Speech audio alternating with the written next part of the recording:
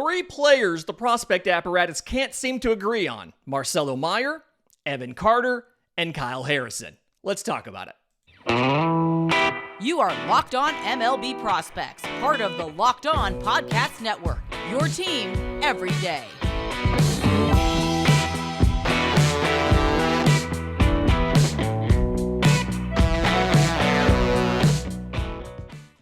Yes, welcome on in to Locked On MLB Prospects, your home for all things minor league baseball. I'm your host, Lindsey Crosby, freelance baseball writer and podcaster. Thank you for making this your first listen every single day. We're proudly part of the Locked On Podcast Network, where it's your team every day. And today's episode is made possible by our friends from Bird Dogs, the absolute best fitting, most comfortable shorts on the planet. Go to birddogs.com/LockedOnMLB. Use promo code LockedOnMLB for a free gift in your order. So the fans have asked, the everydayers have asked for this episode. We are doing the Marcelo Meyer episode. For those of you who aren't everydayers, one, get with the program. But what this is every time I've talked about Marcelo Meyer, I've kind of remarked how there's no consensus as to Marcelo Meyer. He's a top prospect to everybody. All three guys in this episode are in top 100 lists. But there's more variation than you would expect in these three guys across a lot of the prospect apparatus, as we call it. So what I did is Marcelo Meyer, Evan Carter, Kyle Harrison sat down and we pulled Baseball America's scouting reports, ESPN's scouting reports, MLB Pipeline scouting reports, and Fangraphs scouting reports to try to figure out why nobody agrees on this player. So for Marcelo Meyer, quick reminder of who he is: 2021 first rounder out of high school. Last year, he got 91 games combined between A and high A, 280, 399, 489, 13 home runs, 35 extra base hits, 68 walks to 107 strikeouts, 17 of 17 on stolen bases. So on its face, you can see good and bad. Tantalizingly close to the 3-4-5 slash line that we talk about, right? Also, 107 strikeouts in 91 games, so more than once a game. Home run production wasn't amazing, but 13 is not bad. Perfect on stolen bases. Turnaround 2023, got 35 games in high A, and I said that in past tense, I'll explain in a second. 290, 366, 524, 7 home runs, 19 extra base hits, 17 walks to 37 strikeouts, 5 for 7 on stolen bases. Cut down the strikeout rate a little bit, improved the home run rate. The on base dropped a little bit, but the batting average went up. And on pace to steal around the same number of bags, but would walk more. So the reason I put that in past tense is over the weekend, he was promoted to Double-A Portland. And when you look at Marcelo Meyer, those 4 ranking services all have him as a top 15 prospect, but wildly different as to where in that top 15. I know this is splitting hairs because there's 7,000 prospects, but stick with me here. Baseball America has him as the number 10 prospect in their most recent re-rate. MLB Pipeline has him as the number 5 prospect in their most recent re-rate. ESPN has him as the number 3 prospect in their most recent re-rate. They really are high on Marcelo Meyer. Fangraphs has him at 14. So I wanted to look and figure out why. Looked at the hit tool, the power tool, the run, the glove, and the arm grades for all 5. There are some things that are consensus. Everyone agrees his arm is fantastic. Every grade is a plus, and one of them mentions it could be higher. So, 60 grade arm, that's a consensus. Everyone agrees that speed, he's not great. It's all 40s or 45s across the board on the speed. The most common thing said for Marcelo Meyer as far as his speed is it's something where his lack of speed, it ultimately is going to show up in his range, but he has good instincts that can somewhat make up for it.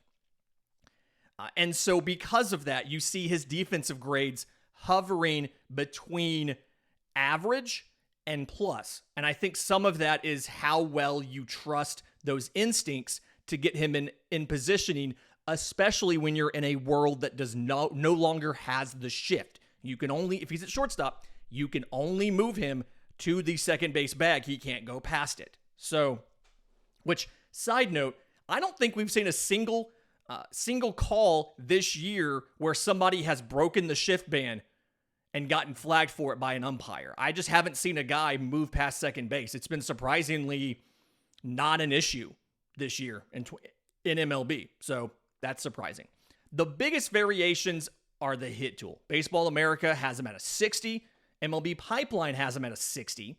ESPN has them at a 55, so above average. Fangraphs has Marcelo Meyer with a 45 hit tool. And when you look at some of this and kind of why they explain, it's really interesting to look at the grades versus the write-up, right? Because in the Fangraphs write-up, they talk about, and I'm going to quote here, a left-handed stroke so gorgeous that it's rumored to be dating Pete Davidson. One, that's a good line. Let's just give recognition to whoever it is that wrote this. I think it was Eric Longenhagen. Let's give Eric Longenhagen some credit. That is a good line. But it's something where their analysis and their grading of the hit tool comes back to his TrackMan data. And essentially what Eric Longenhagen is saying is Myers, he's around the average as far as chase and contact. He's generating good power from that contact, but the underlying fundamentals behind the swing don't warrant anything higher than a 45 future grade on the hit tool. Future grade versus present grade is not something we talk about a ton on this show. Probably should get into that. If that's something you want to hear, let us know in the comments on YouTube or tweet at us, drop it in the Discord. We'll break that down probably in a mailbag episode. And so I find it interesting that that's the big takeaway from Fangraphs. Now, as I understand, a lot of what Fangraphs does is in person. So like a lot of these things are in-person scouting. They're live looks, as they call them, and they weight those live looks more heavily than what they do on video and things like that, as I understand. I could be wrong on that. I don't do a ton of stuff with Fangraphs prospect things. There's just so many prospect sources out there. I find it interesting, ESPN has the second lowest grade at a 55, and they give a comparison not to Corey Seager like everybody else does, because they're like, oh yeah, he's 6'3" and shortstop. They talk about Christian Yelich. If it was a shortstop version of Christian Yelich. And Kylie McDaniel says the big thing for Marcelo Meyer is he can choose to lean into the power or lean into the hit. And so that's why he's given a 55 grade on both the power and the hit tool. Find that really interesting. Something where it said either could be a 60. So if he's a 55 grade on both, that's what, 270 with 20 to 25 home runs. But what Kylie McDaniel is saying is he could lean into the power, be a 30 home run guy that bats 230.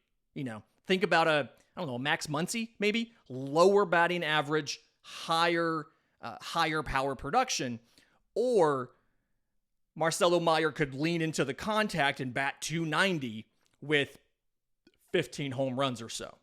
So there's a little bit of, this is the difficulty with prospects, is you're having to project not only how their tools will improve, but how they'll choose to use them as they rise up through the system. In just a minute, we've got Evan Carter of the Texas Rangers. I think we all know why there's a difference, but who is right and who is wrong on this? But first, today's episode is brought to you by our friends at FanDuel. You can go out and bet on the NBA playoffs if you want to. I'm more interested in what FanDuel has for MLB because there are some surprising developments in the Rookie of the Year race. Tomorrow's show, we're going to talk about the American League Rookie of the Year race because it's a thing with the Astros. Here, National League Rookie of the Year race. James Outman, in the slump he's had in May, has fallen from first in the odds to second at plus 440. Coming in at first is now Corbin Carroll of the Arizona Diamondbacks. And jumping all the way up to 3, catcher Francisco Alvarez of the New York Mets, now that he has seized the starting job. And I think just the other day they moved him up to like second or third in the lineup versus batting him at the bottom.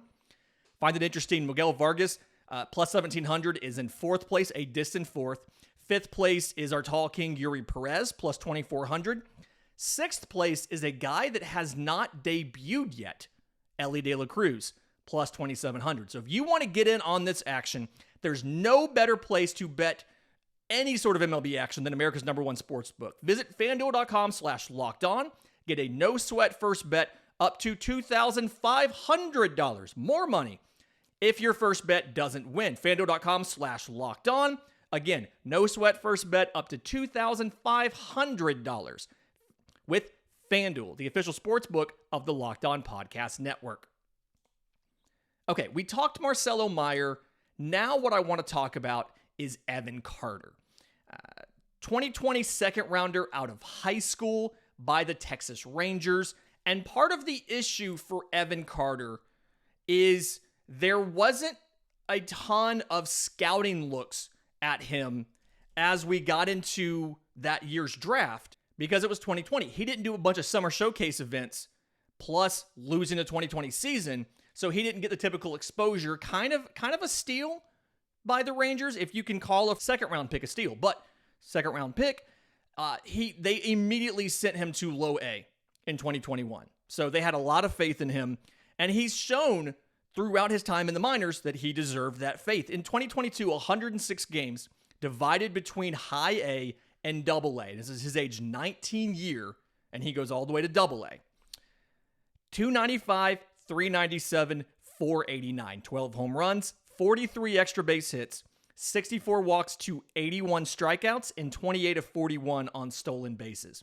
Couple things that I've noticed in that slash line. One, again, tantalizingly close to the 3.45 of a 295, a 397, and a 489. You get you get 2 or 3 more hits, 1 home run, draw another walk or 2, and boom, you're there. Very close. Of his 43 extra base hits, 10 of those were triples. I don't know what the record is for triples in a season, but that feels like a lot. And then only struck out 81 times in 106 games and walked 64. So he walked 3/4 the amount of time that he struck out. The stolen bases, 28 of 41. That's a more surprising caught stealing figure than I expected to see when I went back and looked at the stats. This year, he's gotten better with with that category. 38 games so far in double A, 283, 414, 395. 4 home runs, 8 extra base hits, 31 walks to 37 strikeouts, 9 of 11 on stolen bases. Better on the stolen base rate, right? First thing that stands out there this year is obviously his on base is higher than his slugging. Part of that is he has been very, very good at not chasing and getting on base. So it's not because he's not hitting for power, although his slugging is under 400. Yes, it's because he's so good at drawing walks. Again, 31 walks in 38 games. When you look at the rankings for him, from the most updated stuff that I could find, Baseball America has him at number 10. MLB Pipeline has him at number 9. ESPN has him at number 29. And Fangraphs has him at number 67. So we see another scenario where Fangraphs is a little bit of an outlier.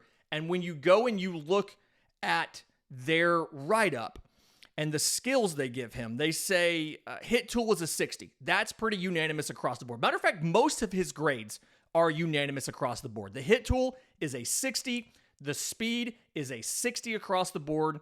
The defense is a 55 as far as future value goes. Some of them break it out, some of them don't. The arm is average, 50 grade arm. So there you go. The difference is the power tool. And Fangraphs actually, they have a little thing when you pull up a player on their site of Prospect, they call it a Prospect TLDR, too long didn't read, for the scouting report. And it says Carter has plus soft skills, but doesn't have the power for stardom. They have a 40 grade on his power, where everybody else has at least a 50. And so when you read this, again, they're going with the live looks on this, and they say he's put up video game numbers in the middle minors, but his visual scouting report doesn't jive with the service level output. Fangraphs goes on to talk about he has very good breaking ball recognition, which is a thing a lot of other scouting reports talk about. It is very, very hard to get Evan Carter to chase. He has one of the lowest chase rates. I want to say his chase rate last year was 17%. His in-zone swing and miss was only like 15%. And his overall swing and miss was like 22%, which is one of the best in the minor leagues. He is very good at not swinging and missing or at not swinging at bad pitches. But as Fangraphs says, the power output is what's questionable. Now, some of the other scouting reports, Baseball America, talks about when he does make contact, he has a very good, like an ideal combination of launch angle and exit velocity. So his barrel rate is pretty good. When he makes contact, he's making quality contact, but everybody talks about, and I've been seeing this now for about a year and a half, everybody talks about him having the frame to put on extra muscle. He just hasn't necessarily done it yet.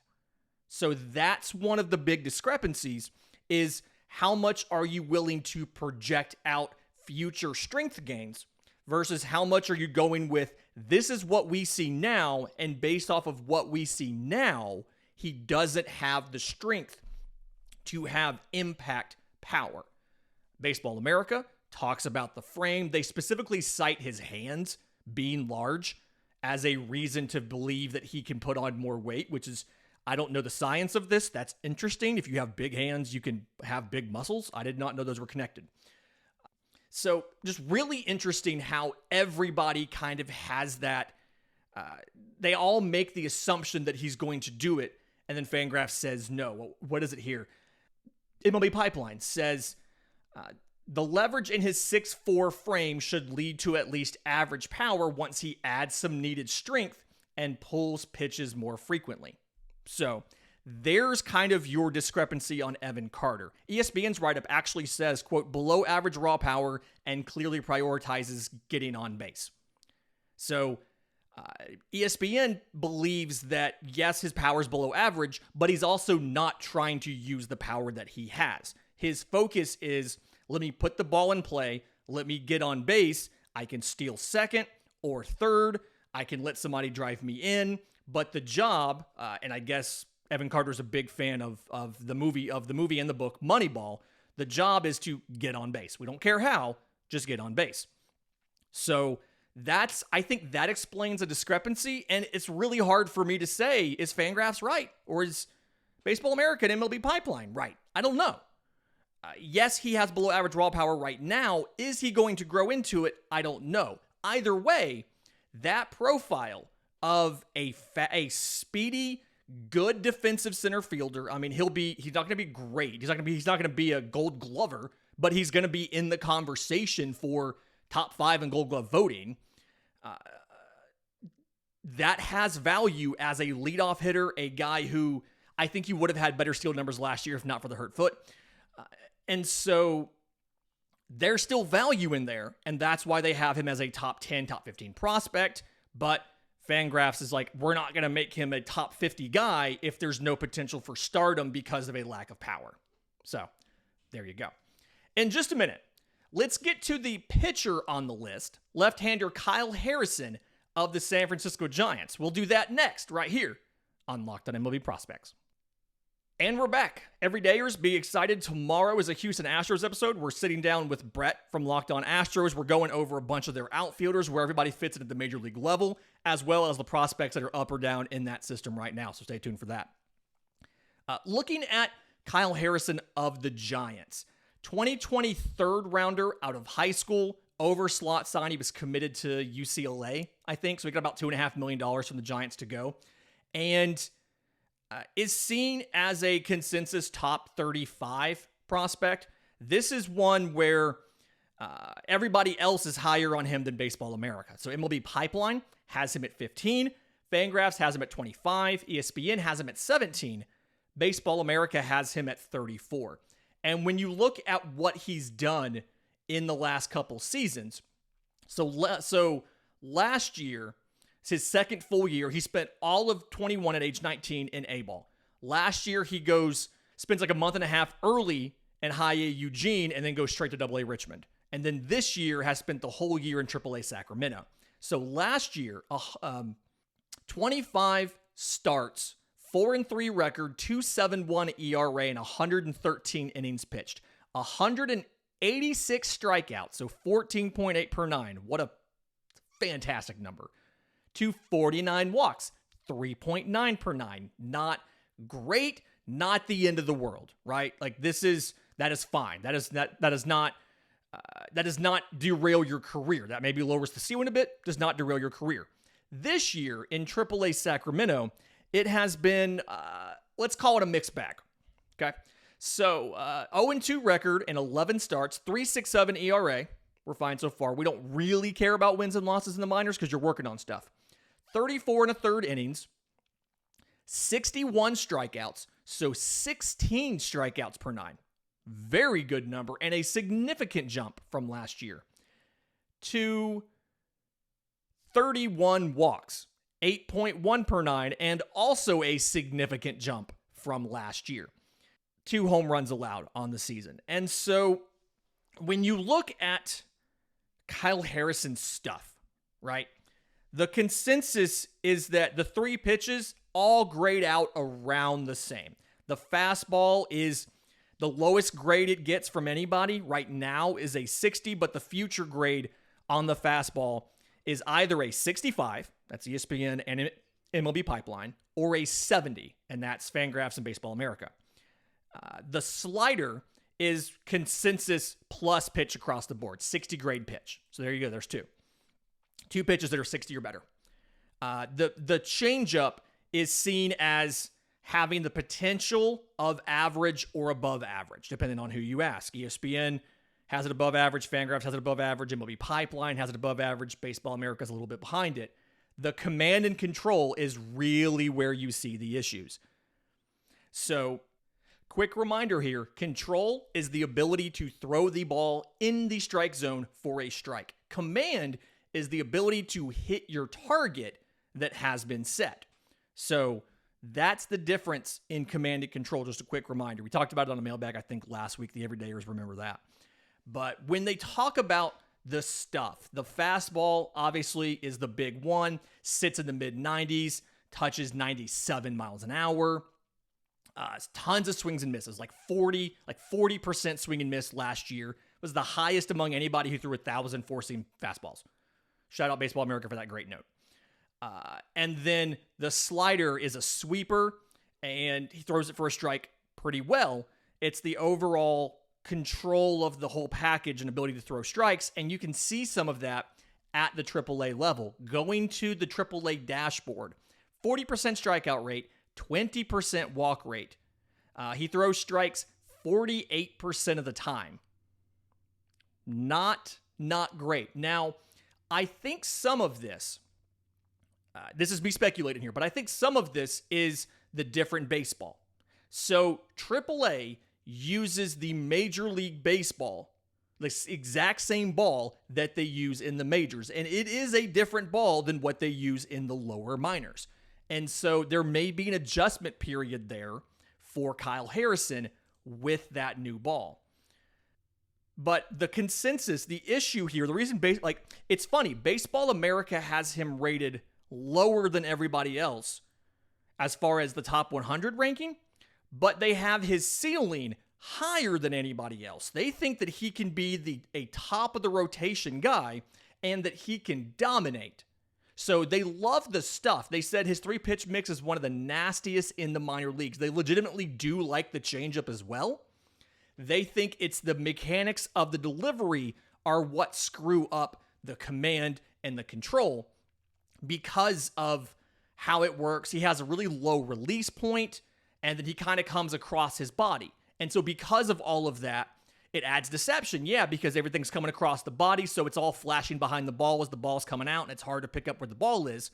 But the lateral movement in the delivery also messes with the command and control. So Baseball America seems to be basing their rating a lot on the mechanics of how the delivery works, and everybody else, whether it's ESPN, MLB, Fangraphs, MLB Pipeline actually said they don't think he needs to have great command to be successful because, one, the stuff is so good, and two, because he can miss bats, it doesn't, like, he can miss bats so well. All three pitches are good swing and miss pitches that it doesn't necessarily matter if he hits his spot or not, because even if he misses his spot, they're not going to make contact with the pitch. Interesting theory, seems a little bit riskier, but we'll see how that works. I would look to see, I think going forward, to figure out when is Kyle Harrison ready for the bigs. I think there's a couple things you're going to want to watch, right? You're going to want to watch to see, yes, the walk rate and the strikeout rate. Those are obviously the easiest things. But for me, look at the strikeout to walk ratio. So right now he's at 20.3%. Ideally, you get that strikeout to walk ratio to come down a little bit. And when you look at the guys that have been successful at the AAA level and have gotten called up, they're sitting in the 30% or higher range. They're throwing a lot more strikeouts than they are walks. They're walking one guy for every 3 strikeouts versus one guy for every 2 strikeouts, like Kyle Harrison is now. This show was asked for by the everydayers, by the prospectors who listen every single day, wanted to hear this show. If you have an idea for a show, I'm on Twitter at Crosby Baseball. Show's on Twitter at Locked On Farm. You can email us, lockedonmlbprospects@gmail.com, or drop your questions into Locked On MLB Prospects Discord. Links in the episode description, links in the show notes. Until tomorrow's show, remember, it's always a great time to pay a minor leaguer.